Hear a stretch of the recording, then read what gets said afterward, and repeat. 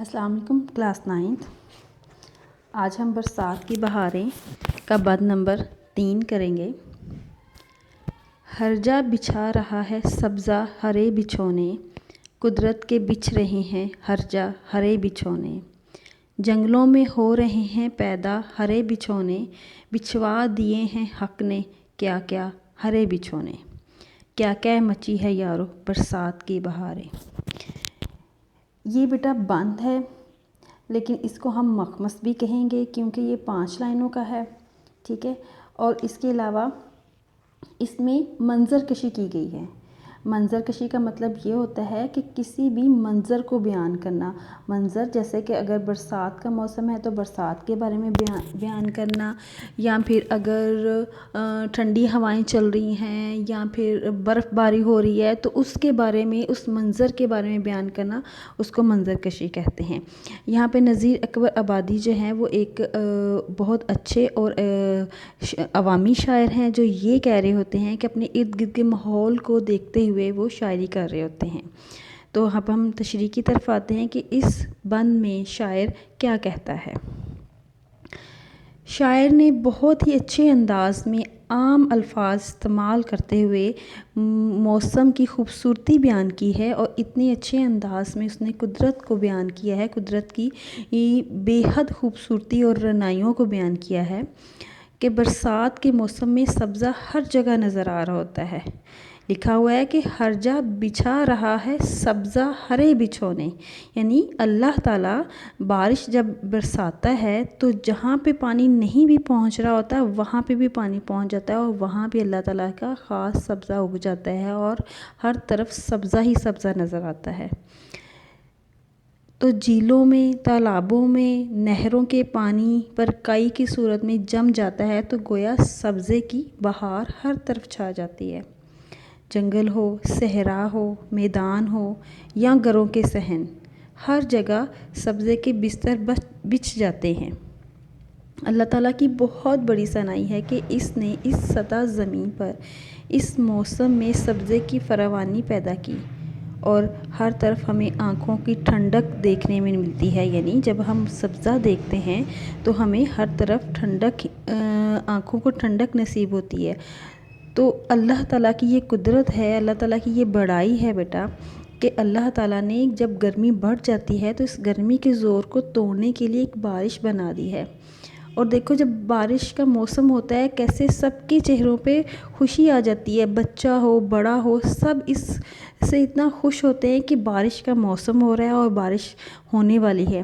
بچے بھی اس سے کتنے لطف اندوز ہوتے ہیں کہ بارش میں نہانا ہے، بارش سے گرمی کا زور ٹوٹ جاتا ہے۔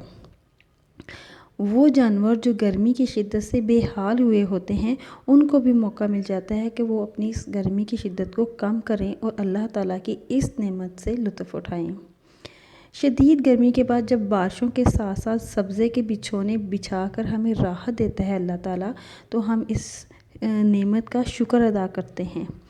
تو بچوں، اس شعر میں شاعر نے یہی بیان کیا ہے کہ اللہ تعالیٰ کی یہ قدرت ہے اور اسی کی قدرت ہے، اسی کی بڑائی ہے کہ اس نے اپنی رحمت سے بارش برسائی، اور پھر اس بارش کی وجہ سے ہر طرف ہمیں سبزہ ہی سبزہ نظر آ رہا ہوتا ہے، وہ جنگل ہوں، صحرا ہوں، کچھ بھی ہوں۔ یعنی اس میں یہ ظاہر ہوتا ہے کہ یہ ایک طرح سے اللہ تعالیٰ کی بڑائی ہے۔ اس شعر میں لکھا ہوا بچھوا دیے ہیں حق نے، حق نے کا مطلب یہ ہوتا ہے بیٹا کہ اللہ نے، اللہ تعالیٰ نے، اللہ تعالیٰ ایک ہے اور حق پر ہے، تو اسی ہی نے یہ سارا کچھ کیا ہے۔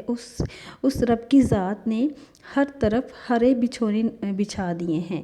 آپ کو پتہ ہے جب بارش کا موسم ہوتا ہے باغات میں، جب بارش ہو کے ہٹتی ہے تو کچھ دنوں میں جہاں پہ سوکھی ہوئی گھاس ہوتی ہے، کہیں گھاس ہوتی ہے کہیں نہیں ہوتی، تو وہاں پہ بھی اس طریقے سے خوبصورت سے جو گھاس اگ جاتی ہے، ایسے لگ رہا ہوتا ہے جیسے کارپٹ بچھا ہوا ہوتا ہے گرین کلر کا، خوبصورت سا، اور دیکھ کے ہی خوشی ہوتی ہے۔ اور ہم پھولوں کو جب کھلتے ہیں تو اس کی طرف دیکھ کے ہماری جو چہرے پہ مسکراہٹ ہے وہ خود بخود آ جاتی ہے۔ ایسا نہیں ہوتا کہ ہم جان بوجھ کے ہنس رہے ہوتے ہیں یا دیکھ رہے ہوتے ہیں، بلکہ یہ اللہ کی قدرت ہے، یہ اللہ تعالیٰ کی بڑائی ہے کہ اس نے اتنی خوبصورت دنیا بنائی ہے اور اس میں اتنی خوبصورت چیزیں بنائی ہیں کہ اس کی طرف دیکھ کے ہمیں اللہ تعالیٰ کی بڑائی بیان کرنا کی کوشش ہم کرتے ہیں کہ اللہ تعالیٰ کی بڑائی بیان کریں، اور اس کی ہی رحمت ہے، اسی کی وجہ سے یہ سارا کچھ ہے۔